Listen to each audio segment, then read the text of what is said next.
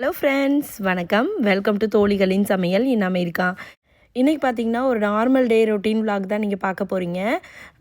வீடியோக்குள்ளே போகிறதுக்கு முன்னாடி நீங்கள் நம்மளோட சேனலை ஃபஸ்ட் டைமாக பார்க்குறீங்கன்னா, என்னோடய பேர் சந்தியா. நானும் என்னோடய ஃப்ரெண்ட் லக்ஷ்மியும் சேர்ந்து தான் இந்த யூடியூப் சேனல் பண்ணிகிட்ருக்கோம். உங்களுக்கு நம்மளோட வீடியோஸ்லாம் பிடிச்சிருந்தா நம்ம சேனலை சப்ஸ்கிரைப் பண்ணிக்கோங்க. காலையில் வந்து பார்த்திங்கன்னா ஹஸ்பண்ட்காக லஞ்சும் பிரேக்ஃபாஸ்ட்டும் ரெடி பண்ணிட்டேன். இன்றைக்கி வந்து பார்த்திங்கன்னா சமைக்கிறதுக்கு கொஞ்சம் சோம்பேறித்தனமாக இருந்தது. அதனால் வந்து ஜஸ்ட்டு மோர் குழம்பு வச்சுட்டு காலிஃப்ளவர் இருந்துச்சு, அது மட்டும்தான் காய் இருக்குது. இனிமேல் காயெல்லாம் போய் வாங்கணும். அதனால் அதை வந்து கொஞ்சமாக ஃப்ரை பண்ணிட்டேன். அவ்வளோதான், அதோட லன்ச் முடிஞ்சுது. பிரேக்ஃபாஸ்ட்டுக்கு வந்து பார்த்திங்கன்னா வெண்பொங்கல் பண்ணலான்னு ஃபஸ்ட்டு நினச்சேன். அப்புறமா சரி வெண்பொங்கல் பண்ணால் சட்னி சாம்பார் ஏதாவது பண்ணணுமே, அதனால் சக்கரை பொங்கலாக பண்ணிடலாம், ரொம்ப நாள் ஆச்சு சக்கரை பொங்கல் சாப்பிட்டு அப்படின்னு சொல்லிட்டு அது பண்ணிட்டேன். என் ஹஸ்பண்ட்க்கு எல்லாருக்குமே பிடிக்கும். பட் ஆனால் நம்ம வந்து ரொம்ப ரேராக தானே சக்கரை பொங்கல் ஏதாவது பூஜை பண்ணும்போது இல்லை பொங்கல் அன்னைக்கு அந்த மாதிரி தான் பண்ணுவோம். இன்றைக்கி என்னவோ திடீர்னு தோணுச்சு, அதனால் சரின்னு சக்கரை பொங்கல் பண்ணியாச்சு. சைடில் வந்து பார்த்திங்கன்னா நெய் சுத்தமாகவே இல்லை, தீந்தே ஒரு 15-20 நாள் இருக்கும். சரி, அதனால் இன்றைக்கி வந்து நெய்யும் காய்ச்சி வச்சிடலாம் அப்படின்னு சொல்லிட்டு அது ரெடி பண்ண ஆரம்பிச்சிட்டேன்.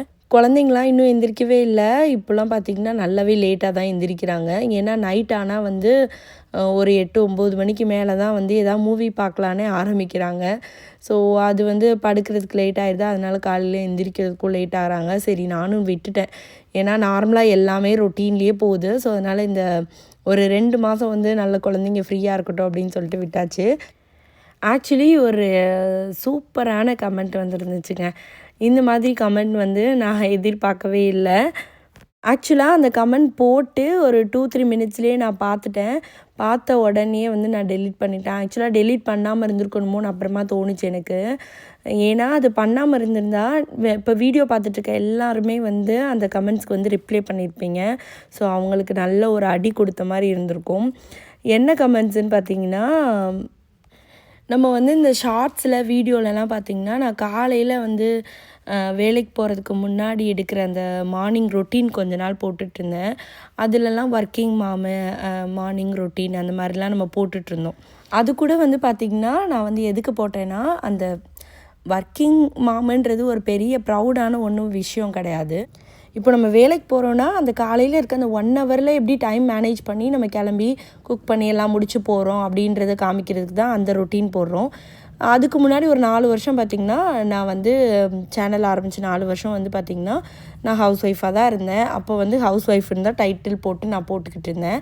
அப்போ எப்படின்னா 2 குழந்தைங்க இருந்தாங்க. அவங்களுக்கு லன்ச் பேக் பண்ணுறது, ஹஸ்பண்ட்க்கு லன்ச் பேக் பண்ணுறது, ஆஃப்டர் அவங்க நல்லா கிளம்புனதுக்கப்புறம் எப்படி இருக்குது அந்த மாதிரி ரொட்டீன்ஸ்லாம் நம்ம போட்டுக்கிட்டு இருந்தோம். என்னை பொறுத்தளவு வேலைக்கு போகிறோமோ வீட்டில் இருக்கோமோ எல்லாமே ஒன்று தான். நமக்கு என்ன கம்ஃபர்டபுளாக இருக்கோ, நமக்கு என்ன பிடிச்சிருக்கோ அதை நம்ம பண்ண போகிறோம். சாரி, நான் அவங்க வந்து என்ன கமெண்ட் பண்ணியிருந்தாங்கன்னு சொல்லாமையே சொல்லிகிட்ருக்கேன். அவங்க வந்து ஒரு ஐடியில் வந்து ஒர்க் பண்ணுறாங்களாம். கார்ப்பரேட் கம்பெனியில் வந்து நான் ஒர்க் பண்ணுறேன், நீங்கள் வந்து வீடியோஸில் ஒர்க்கிங் மாம்னு போடுறீங்க, நீங்கள் வந்து ஒரு நார்மலாக ஸ்கூலில் வாலண்டியரோ என்னவோ தான் பண்ணிகிட்ருக்கீங்க.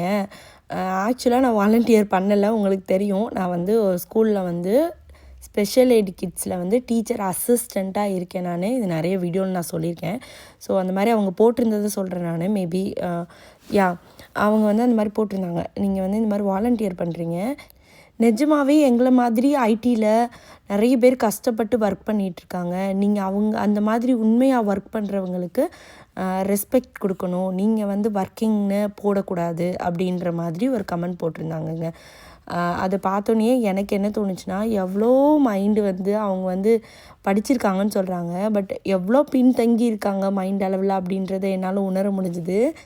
நீங்கள் ஒரு டாக்டரோ இன்ஜினியரோ இருந்து ஒரு ஆஃபீஸில் ஒர்க் பண்ணால் தான் அது வந்து ஒர்க் பண்ணுறதுன்னு அர்த்தம் கிடையாதுங்க. உங்கள் வீட்டுக்கு வந்து பாத்திரம் விளக்குறதுக்கு ஒரு அக்கா வருவாங்கள்ல, அவங்க ஒர்க்கிங் தான். நம்ம ஊரில் வந்து லாண்ட்ரியெல்லாம் பண்ணி தருவாங்க, அயர்ன் பண்ணி தருவாங்க.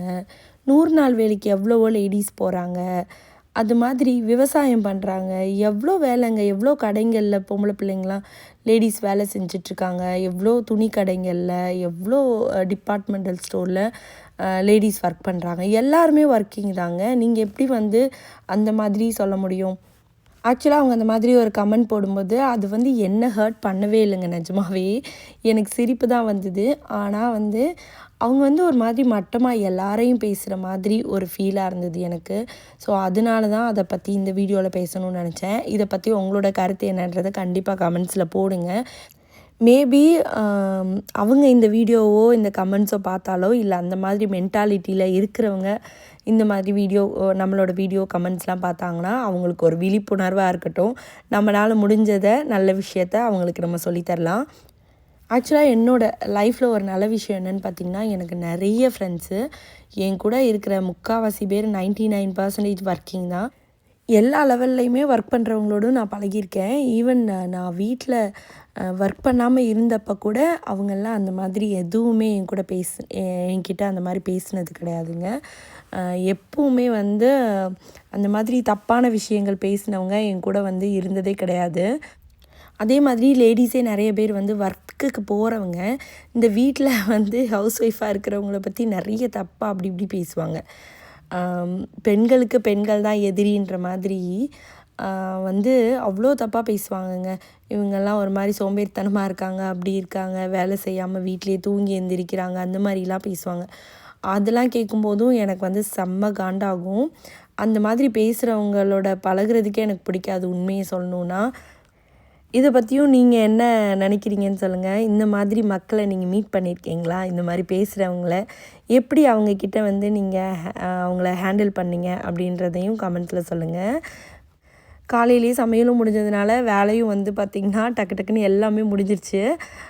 இப்போ வந்து டைம் ஒரு 9:30 தான் ஆகுது. இப்போ வந்து ஒரு ஹேர் ஆயில் வந்து ரெடி பண்ணலாம் அப்படின்னு சொல்லிட்டு நான் ஏதாவது ஆயில் ரெடி பண்ணுறேன்னா கொஞ்சம் கொஞ்சமாக தாங்க பண்ணிக்குவேன். நிறைய பண்ணி வச்சேன்னா இங்கே வந்து மெயினாக என்னென்னா வந்து இந்த மாதிரி கெட்டியாயிரும் இந்த தேங்காய் எண்ணெய். சம்மர் ஆகட்டும் வின்டர் ஆகட்டும் எதுவாக இருந்தாலுமே ரொம்ப கெட்டியாயிரும். எனக்கு அந்த மாதிரி திருப்பி அதை ஹீட் பண்ணி அப்படி யூஸ் பண்ணுறதுக்கு பிடிக்காது. அதனால் வந்து நான் கொஞ்சமாக ரெடி பண்ணி கொஞ்ச நாள் யூஸ் பண்ணுவேன். அப்புறம் வேணுங்கிறத திருப்பி ரெடி பண்ணிக்குவேன். இன்றைக்கி வந்து பார்த்திங்கன்னா ஜஸ்ட்டு ஒரு 4 ஸ்பூன் அளவு வந்து கோகோனட் ஆயில் எடுத்துக்கிட்டேன். அப்புறமா வந்து நம்மளோட செடி கீழே இருக்குல்ல, அங்கேயே வந்து நிறைய கருவேப்பிலை வந்து நல்லா முளைச்சிருக்கு.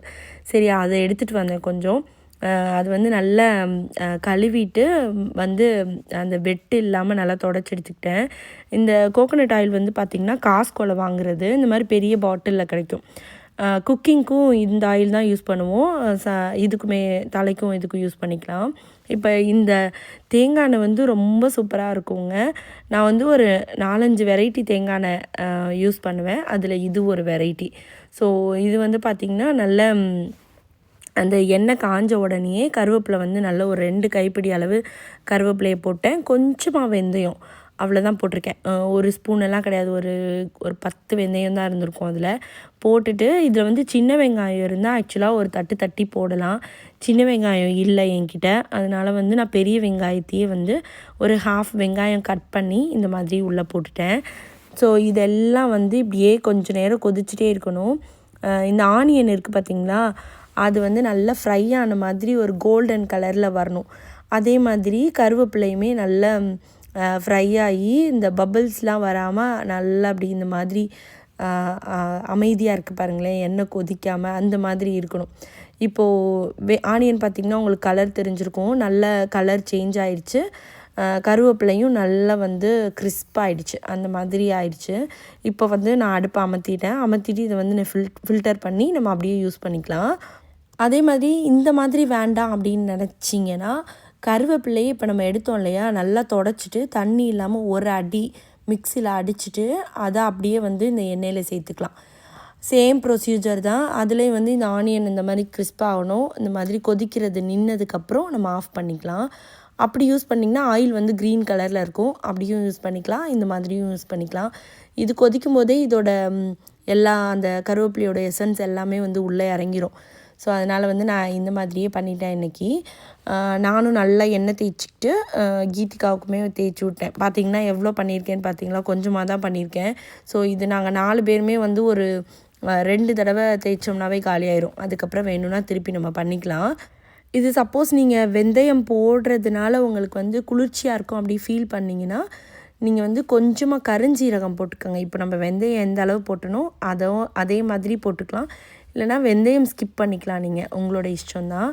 ஸோ நான் கரிஞ்சீரகம் வந்து என்கிட்ட காலி ஆகிடுச்சு, அதுவுமே நான் வந்து கொஞ்சமாக போடுவேன்.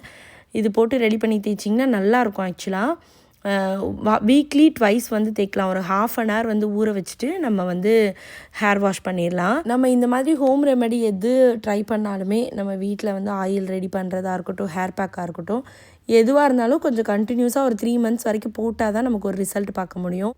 லஞ்செல்லாம் முடித்ததுக்கப்புறம் பார்த்திங்கன்னா, இந்த வாரம் சாட்டர்டே வந்து தமிழ் சங்கத்தில் வந்து முத்தமிழ் விழான்னு சொல்லிட்டு ஒன்று வைக்கிறாங்க. ஸோ அதுக்காக குழந்தைங்கள வந்து ஒரு 15-20 டேஸாக வந்து ரெடி பண்ணிகிட்டு இருந்தோம். டான்ஸ்லாம் சொல்லி கொடுத்து, ஏன்னா சுதீக்ஷா கீதிக்காவுக்கு டான்ஸில் ரொம்பவே விருப்பம். ஸோ அதனாலேயே வந்து நான் நிறைய எங்கெங்கே டான்ஸ் ப்ரோக்ராம்லாம் நடக்குதோ அங்கெல்லாம் வந்து நாங்கள் ஒரு டீம் இருக்கோம், ஒரு 10 பிள்ளைங்க இருக்கோம். ஸோ நாங்கள் மாறி மாறி எங்கேயாவது ஏதாவது நடந்ததுன்னா அந்த மாதிரி டான்ஸ் எங்களுக்கு தெரிஞ்சதை சொல்லி கொடுத்து நாங்கள் கூப்பிட்டுட்டு போவோம். இன்றைக்கி வந்து பார்த்திங்கன்னா நாளைக்கு ப்ரோக்ராம்ன்றதுனால சும்மா அந்த நம்ம ஆல்ரெடி எல்லாேருக்கும் ஒரே மாதிரி அவுட்ஃபிட்லாம் ரெடி பண்ணி வச்சுருந்தோம். அதெல்லாம் போட்டு ஒரு ட்ரையல் மாதிரி பார்க்கலாம் அப்படின்னு சொல்லிட்டு ட்ரை பண்ணிகிட்ருந்தோம். எல்லாம் முடித்து தேவையானதெல்லாம் எடுத்து வச்சுட்டு நைட்டு டின்னருக்கு வந்து பார்த்திங்கன்னா பூரி மசால் பண்ணி உருளைக்கிழங்குலாம் பார்த்திங்கன்னா வேக வச்சேன். ஆனால் போடுறதுக்கு மறந்துட்டேன். ஏன்னா சுதீக்ஷா கிளாஸ் இருந்தது, அது போய் கூட்டிகிட்டு வரணும். அப்படி ஏதோ ஒரு ஞாபகத்தில் உருளைக்கிழங்கு போடாமையே வந்து பூரி மசால் பண்ணியே முடித்தாச்சு. பூரி வந்து பார்த்திங்கன்னா கோதுமை மாவோட இன்றைக்கி அவக்காடோவும் சேர்த்து பண்ணேன். அவ்வளோ சாஃப்டாக சூப்பராக இருந்தது. நார்மல் அவக்காடோ சப்பாத்தி பண்ணால் ரொம்ப நல்லா சாஃப்டாக வரும். பட் இன்றைக்கி தான் பூரி பண்ணி பார்த்தேன், ரொம்ப நல்லா வந்துச்சு. ஸோ போட்டு எல்லோரும் சாப்பிட்டுட்டு கிச்சன்லாம் கொஞ்சம் ஒதுங்கு பண்ணி எல்லாம் க்ளீனிங்லாம் முடிச்சுட்டு பார்த்திங்கன்னா அப்படியே வந்து காஸ்கோ கிளம்பியாச்சு. ஏன்னா பால் முட்டை அதெல்லாம் வாங்க வேண்டியது இருந்துச்சு. ஸோ அதனால் அதை போய் இன்றைக்கி வாங்கிட்டு வந்துடலாம். நாளைக்கு வந்து வெஜிடபிள்ஸ் இதெல்லாம் வேறு வாங்கணும். ஸோ 2 கடைக்கு போகணும். இன்றைக்கி ஒரு கடை, நாளைக்கு ஒரு கடை, அப்போ வைக்கலாம் அப்படின்னு சொல்லிட்டு இன்றைக்கி வந்து காஸ்கோ கிளம்பிட்டோம். ஹாய் சொல்லுங்க. ஹாய்.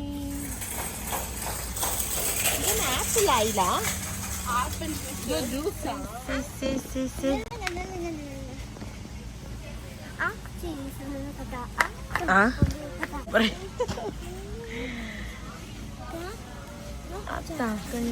உன்னை பார்க்குறாங்க அவங்களா.